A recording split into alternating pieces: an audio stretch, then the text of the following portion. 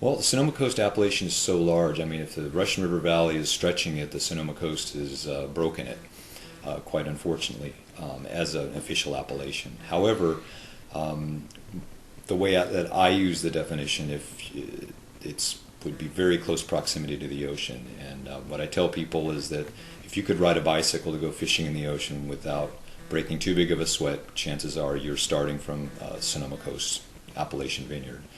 In other words, that means you're probably up on the hill, coasting most of the way to the ocean rather than pedaling up over the hills to get to the ocean. That said, usually due to the elevation, in order to get the stuff ripe, you have less low nighttime temperatures than you would say in the Russian River Valley.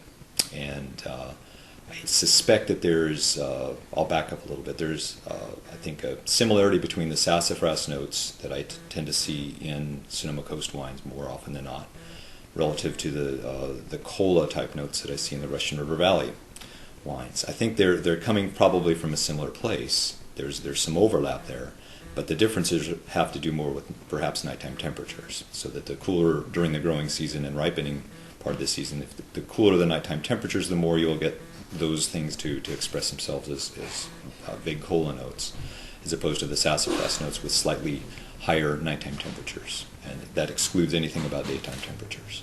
Is there a big difference between soil on the Sonoma Coast and Russian River Valley? There's huge differences every place.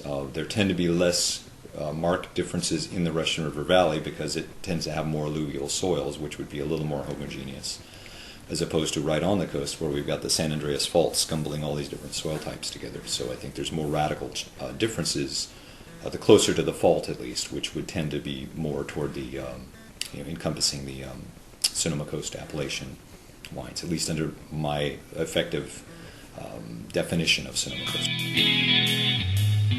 That's a really good question, because the appellation is rather large, and I think it has different characteristics depending on which corners and which soils you're on.